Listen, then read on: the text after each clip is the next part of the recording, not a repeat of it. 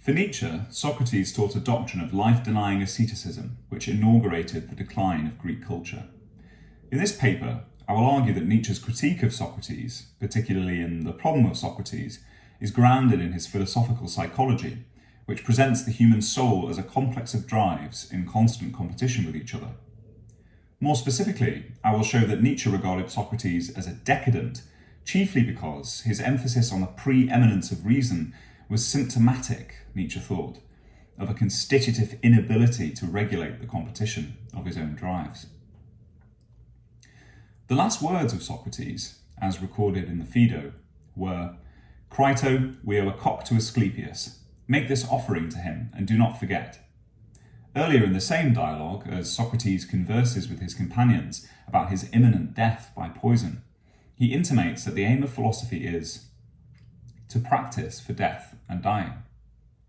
Socrates further elicits from his partner in conversation, Simmias, that death is that process by which the soul is separated from the body. And, since any true philosopher disdains pleasures concerned with the service of the body as obstacles to the acquisition of knowledge, he has no cause, Socrates thought, to be perturbed by the prospect of his own death. The senses, he says, are incapable of grasping the immaterial forms of the just, the beautiful, and the good, and worse still, have a powerfully deleterious effect on the ability of the soul itself to grasp them. Only when the soul is emancipated from the body, therefore, can it attain pure knowledge. The life of the body, with its ceaseless distractions and drives, presents itself to the Socrates of Phaedo as a kind of illness, and so it is little wonder that he should regard his eventual death as a curative blessing bestowed by Asclepius, the god of medicine. In The Problem of Socrates, from Twilight of the Idols, Nietzsche argues that this negative assessment of life amounts to a form of decadence no different, ultimately, to the licentiousness of Alcibiades, who, as you'll know, was a companion of Socrates and a bit of a lout drinker who slept around, who actually defected from Athens to Sparta during the course of the Peloponnesian War, kind of a superstar celebrity figure at the time, renowned for his overindulgence. Now, in keeping with the general orientation of his philosophy, Nietzsche's philosophy this is, defined by what one commentator has called a hermeneutics of suspicion, Nietzsche claims that assessments of the value of life can only ever be symptomatic, because, he thinks, the value of life itself cannot be estimated by man, as he is, quote, party to the dispute, indeed its object, and not the judge of it. Nietzsche claims that value judgments concerning life possess value only as symptoms which speak to the psychological health of their advocates, and little else. In this same essay, Nietzsche presents a 5th century Athens characterized by fatigued instincts, teetering on the precipice of degeneration and cultural retrogression spurred by the slow death of the old values. Two rival responses to this situation arise to confront each other. The unbridled hedonism of Alcibiades, whose manifold passions pull him in this or that direction, unmoderated by a sense of propriety or virtue, and the rationalism of Socrates, who would make his reason master of the passions and so tame them. Socrates perceived the conflictual nature of human desire in much the same way as Epicurus, and indeed later Schopenhauer, would. The drives are the source of human suffering, and so to be ruled by one's desires is not only to surrender the pursuit of truth, which is everywhere hampered by the bodily functions, but also to submit oneself to a miserable existence. I quote now from Phaedo. Only the body and its desires cause war, civil discord, and battles. For all wars are due to the desire to acquire wealth, and it is the body and the care of it to which we are enslaved that compel us to acquire wealth. Nietzsche shares Socrates' judgment in a basic sense.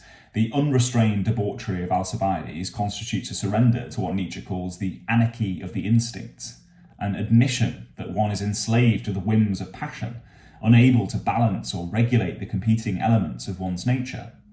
Perhaps counterintuitively then, this inability to moderate the influence of the drives is actually definitive of Nietzsche's concept of decadence as applied to Socrates.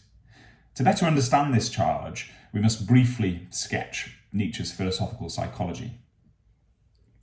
Now, the central concept in Nietzsche's philosophical psychology is the drive, which he defines the human will and the exercise of that will solely in terms of the interplay of drives, and identifies them as the source of our moral sentiments.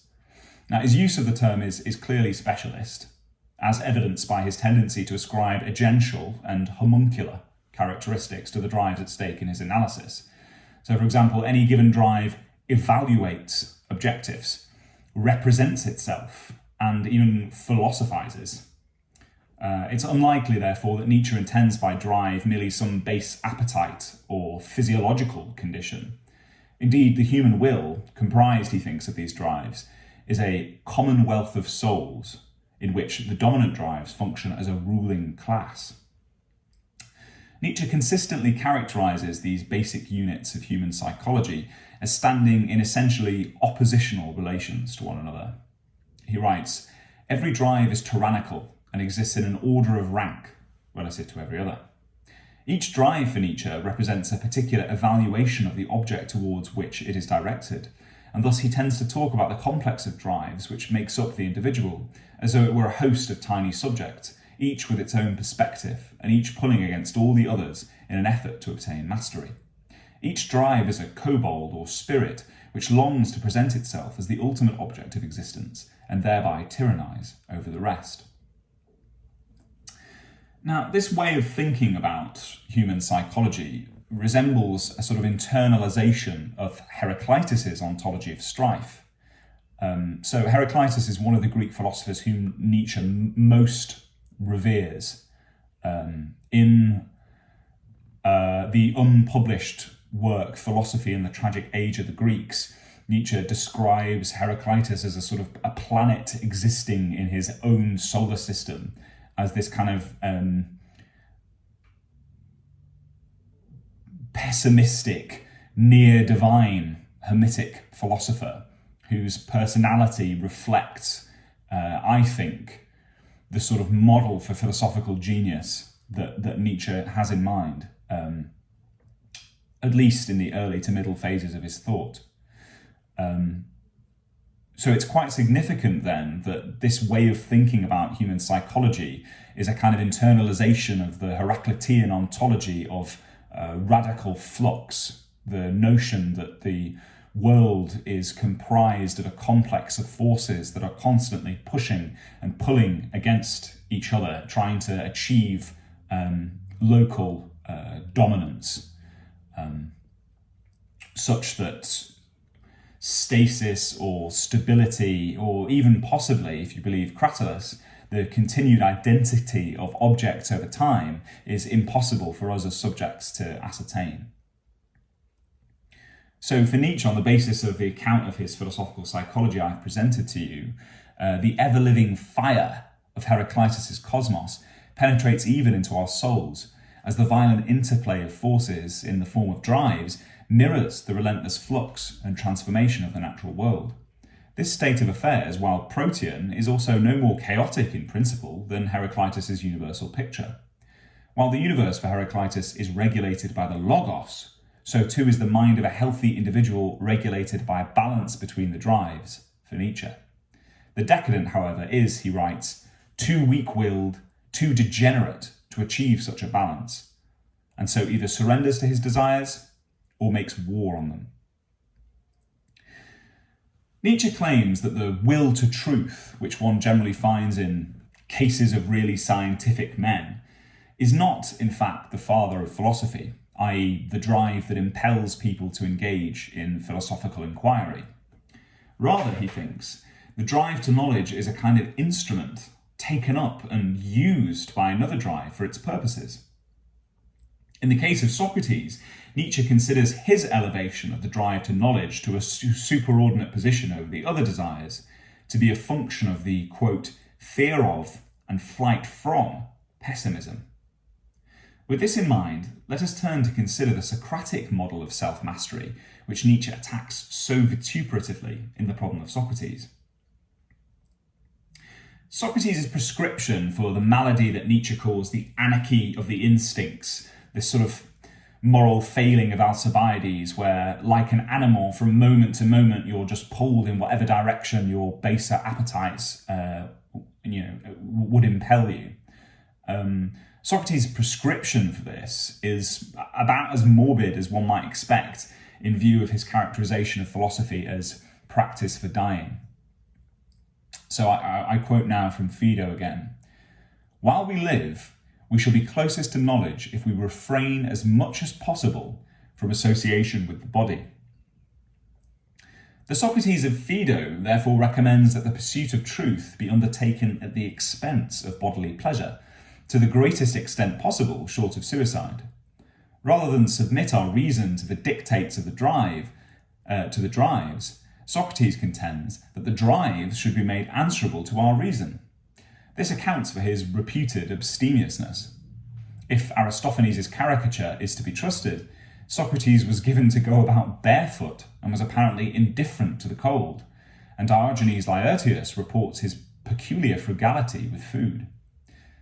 Now, this is not to say that Socrates did not feel the pull of the drives in the first place. It's pretty clear that his denial of them was a struggle. It wasn't effortless. Nietzsche refers, for example, to a tale in which a physiognomist, observing Socrates' astonishing ugliness, accuses him of every kind of foul vice and lust. And Socrates, he happily endorses this evaluation. He's like, absolutely, I am subject to every foul vice and lust. And that's not problematic for him in principle, that he should feel these desires. Now, Socrates therefore represents an extreme case of what was generally understood to be a wider social disease in Athens, and is taken by Nietzsche to embody the moral degeneration or sickness of the city. Nietzsche writes, "Everywhere the instincts were in anarchy. Everywhere people were but 5 steps from excess." Socrates was able to prevail upon the young aristocracy only insofar as he could also present himself as the cure to that disease. So he's a sufferer of this malady of the anarchy of the instincts. He feels the pull of desire just as powerfully as his young companions. But he also represents simultaneously an object lesson in how you can cure or address or overcome that illness. And this is revealed, in fact, from the same story I mentioned earlier with the physiognomist. So the physiognomist, he tells Socrates, "You're this cave of bad appetites, you're replete with every foul vice and lust." And Socrates' response in this anecdote is, "That is true, but I have become master of them all." Now, these two features of his character allowed Socrates to see behind his contemporaries, to expose their hypocrisy, and to lacerate them for it, with his legendarily sharp tongue and sharper intellect. But he would do so even as he lacerated himself. So as he chastises them for being subject to these desires, he's also necessarily chastising himself. Nietzsche describes him as the old physician and plebeian who cut ruthlessly into his own flesh as he did into the flesh and heart of the noble. By abstaining as much as possible from the indulgences of the flesh, and thereby deliberately suppressing those desires that might otherwise cause suffering or diminish our capacity to reason, the Socratic approach seeks to attack decadence itself, sort of cut to the core of the thing. For Nietzsche, however, this is folly. He writes, "To have to combat one's instincts, that is the formula for decadence."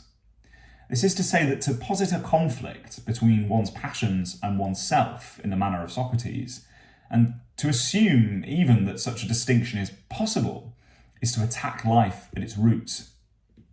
For Nietzsche, far from being a deliverance, this kind of discipline represents an acute form of degeneration, a resort to castration, to extermination, and to the judgment that one must kill the passions. What makes Socrates a decadent as far as Nietzsche is concerned is that his prescription for self-mastery consists not in this kind of classical aesthetic of a harmonious reconciliation of the multiple drives, but rather in their complete subjugation by reason. By insisting that all human activity be submitted first to dialectic, for Nietzsche, to the exercise of justifying oneself by giving reasons, Socrates elevated one particular drive above all the others, the will to truth. Nietzsche regards this drive as no less an instinct than any other, and for him, the Socratic hypertrophy of the cognitive faculty, the identification of human selfhood with this lone impulse, represents an implied denigration of the rest. They become, as one commentator puts it, lower, degenerate, features simply of the body or of fallen nature. Just as Nietzsche judged that any permanent resolution to the endless competition which characterised the Peleus would, and indeed did, result in cultural stagnation, so too the permanent triumph of any one desire over the rest leads a person to nihilism and life denial. He considers this point in some detail in the essay Homer's Competition, in which he judges that the tense balance of forces which obtained between the competing city-states before the rise of the Athenian Empire was conducive to the cultural blossoming of all Greece. But as soon as this competition was disrupted, as soon as Athens began to tyrannize over the other cities, and after Athens, Sparta, that competitive balance, that tense harmony was disrupted, and consequently Greece entered a phase of cultural stagnation. And this mirrors the stagnation that obtains on an individual level when a person is no longer able or willing to carefully balance or reconcile the competing elements of their character, and instead chooses to focus in a decadent manner on one of their drives and make of it a master of all the rest, which is what Nietzsche accuses Socrates of doing. Now, Nietzsche concludes the problem of Socrates with a speculation. Could Socrates, in the end, have reached this conclusion himself? So I'll read you now the conclusion to that essay, The Problem of Socrates. Nietzsche writes, Socrates wanted to die. It was not Athens. It was he who handed himself the poison cup, who compelled Athens to hand him the poison cup. Socrates is no physician, he said softly to himself.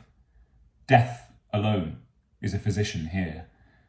Socrates himself has merely been a long time sick. Thank you very much.